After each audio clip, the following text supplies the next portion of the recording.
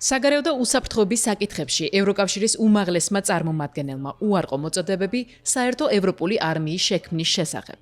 იმ არგუმენტით, რომ ეს საკმაოდ საშიში პერსპექტივაა. განსაკუთრებით ნატოს სარდლობაში არსებული ჯაჭვის გათვალისწინებით. ამის შესახებ კაია კალასმა ნორვეგიაში გამართულ უსაფრთხოებით კონფერენციაზე ისაუბრა, რომელიც ამერიკის შეერთებული შტატების მიერ შეცვლილ საგარეო პრიორიტეტებს ეთმობოდა. უკვე ნატოს წევრი ხარ, შენ არ შეგიძლია შექმნა ცალკე არმია იმ არმიის პარალელურად, რომელიც უკვე გაქვს. ეს იმიტომ, რომ კრიზისის დროს თუ რამე მნიშვნელოვანია, ესაა სარდლობის ჯაჭვი, ის თუ ვინ ვის აძლევს ბრძანებებს. შესაბამისად, თუ არსებობს ევროპული არმია და ამავე დროს ნატოც, მაშინ პასუხისმგებლობა ჰაერში რჩება და ეს უკიდურესად საშიშია.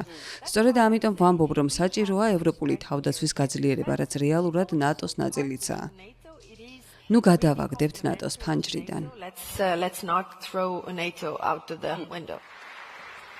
ოსლოში კონფერენციას დაესწრო ნორვეგიის პრემიერ-მინისტრი იონას გარ სტორეტს, რომელმაც სიტყვით გამოსვლისას აღნიშნა, რომ მისი ძალები ქვეყნის საზღვრიდან სულ რაღაც 100 კილომეტრში რუსეთის ბირთვული წყალქვეშა ნავის მონიტორინგს ეწევიან და ეს ამერიკის შეერთებული შტატებისთვისაც მნიშვნელოვანი ინფორმაციაა. ეს არგუმენტი მან ამერიკის პრეზიდენტის დონალდ ტრამპის მტკიცების წინააღმდეგ გამოიყენა, რომლის მიხედვითაც ევროპელი პარტნიორები ნატოსთვის ნაკლებს გასცემენ.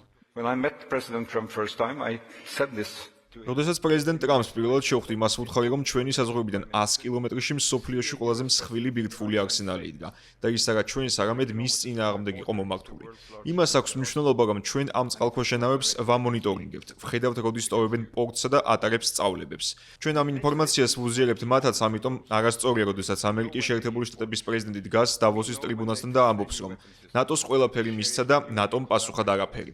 ეს არაა ქველმოქმედება, ესაა საერთო ინტერესი. ჩვენ ამას შევინარჩუნებთ და ამერიკელ პარტნიორებსაც ხშირად შევახსენებთ.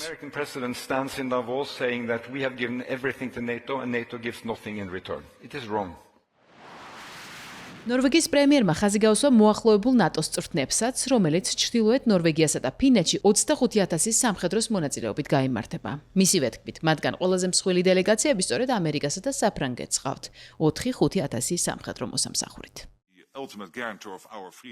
საგულისხმოა, რომ ამ დისკუსიებს წინ უძღოდა ნატოს გენერალური მდივნის განცხადება, რომ ევროპა საკუთარ თავს დამოუკიდებლად ვერ დაიცავდა და რომ ამერიკის შეერთებული შტატების დახმარების გარეშე ეს ილუზიას წარმოადგენდა. ამის პასუხად კაია კალასი აღნიშნავს, რომ ნატოსა და ევროკავშირის წევრებს შორის რაიმე სახის განხეთქილება არ არსებობს და ისინი მხარდამხარ აგრძელებენ მუშაობას.